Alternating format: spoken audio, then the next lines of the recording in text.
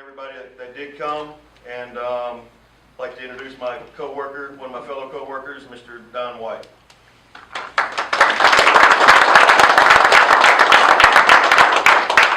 Thank you, and again, welcome this afternoon. My name is Don White, and I have been at Mercedes for 18 years, 15 years of that in the management position. The last 2 years, I've been a team member in the body shop material handling. We're here today to let you know that the Mercedes workers are in agreement with the NLRB filing the complaints against Mercedes. Our workers chose to file the charges against the company through the NLRB because it's interfered with our peaceful and positive activities in trying to unionize. The intimidation and the threats that have gone on in the plant have been quite rampant early on in the last few months of the campaign when we started hand billing and so forth. We had instances of team members, as Jim said, being threatened that their jobs were in jeopardy if they accepted a union card. Team members told that they couldn't pass out literature during non-work hours and non-work areas and so forth. And we've really had to fight back to get this. And again, Mercedes has actually been very unethical in the fact that they're violating their own policies and principles that they hold worldwide. Every plant in the Daimler company is organized except for MUSI here in Vance, Alabama.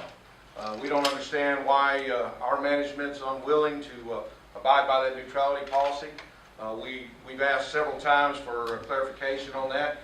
We've asked for meetings and we've been denied that. We've been told they'd get back with us and that's not happened.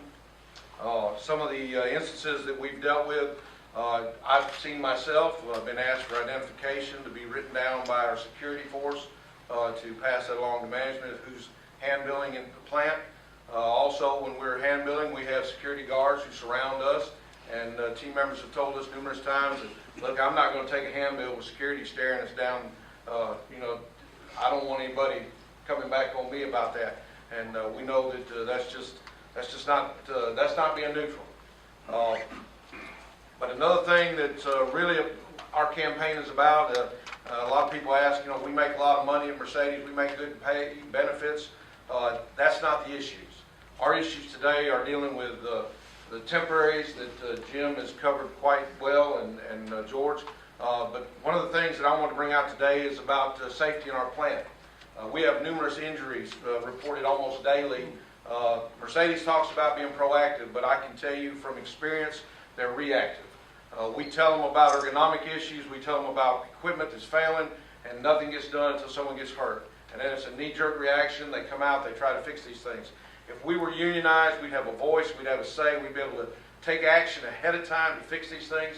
I have a son who works in the plant who's had 3 surgeries due to ergonomic issues in the jobs that he's been on, that they still haven't fixed. The same jobs in Germany, he works overhead continuously, 8, 12 hours a day. In Germany, that same job is done on a conveyor where the car is brought down and turned up on its side, where the team members don't have to work overhead. But our management won't talk to us about that. The temporaries are another big issue. I feel that if someone comes into our organization, they're able to do the job, and they're there 90 days, and much less 3 to 5 years doing the same job that I'm doing. I don't understand why they're not capable of being a full-time employee. All through the Daimler organization, there's a limit on temps. All through the big 3, they have limits that are on temps. In our plant, you go through our assembly shop, I'd be willing to say 60% or more of our workforce in the assembly shops are temporary workers. That's not what this state needs to be economically sound. I want Mercedes to respect our rights. We want them to live up to their own corporate principles and standards, stop the unethical behavior. Let us form a union like your other workers around the world. We refuse to be threatened. We refuse to be treated like second-class citizens here in Alabama. I want to thank you on behalf of the Mercedes workers. And at this time, I'd like to introduce my co-worker, Rodney Bowles.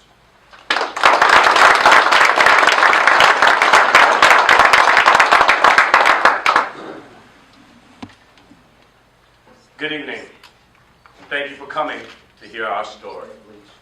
My name is Rodney Bowens, and I've been working at the Mercedes plant for 16 and a half years. 7 and a half was on door line in the assembly shop.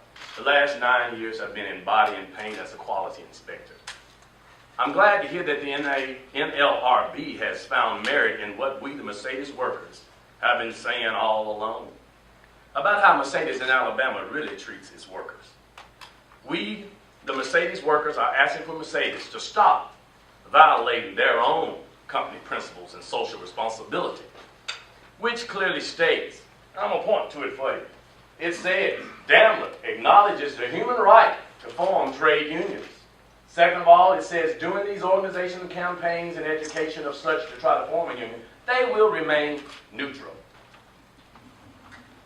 Now, we ask, as employees at Mercedes, for them to have true neutrality.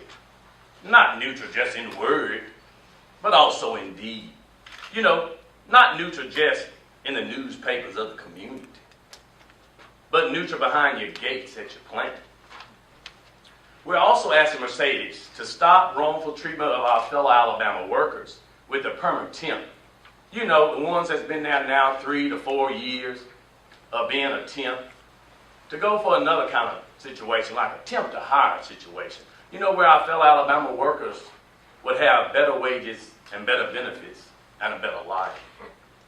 Mercedes is engaging in unethical and dishonorable conduct by not respecting its team members here in Alabama, as they do all their other team members, which are our colleagues all around the world. They're doing this by not adhering to their own global policy of neutrality toward unionization. How are they not adhering, you may ask? By not allowing open discussion of unionization at the workplace. You know, you can talk about Alabama football, you can talk about deer hunting, but don't you talk about the union. You know, by also interfering with the education of our co-workers in unionization and what it could do for us at our plants. By bringing in outside influences to speak at our mandatory team member meetings inside our plant. You know, outside influences like Governor Robert Bentley, standing on the stage saying at our plant, I go all around the world bragging on this plant, and y'all one team concept. Remain one team and you'll remain successful. Can you read between the lines? Other outside influences is Coach Nick Saban, as he stands on the stage at a mandatory all-team member meeting, saying, don't be a loser, be a winner like the Alabama Tide. Stay one team. Can you read between the lines? Now, last but not least, we have a world-class facility here in Alabama that is continuing to expand, and we just want to ensure that we, the team members, and the state of Alabama share in that success moving forward. We want to be true partners with Mercedes, just like all our other colleagues all around the Daimler plants around the world.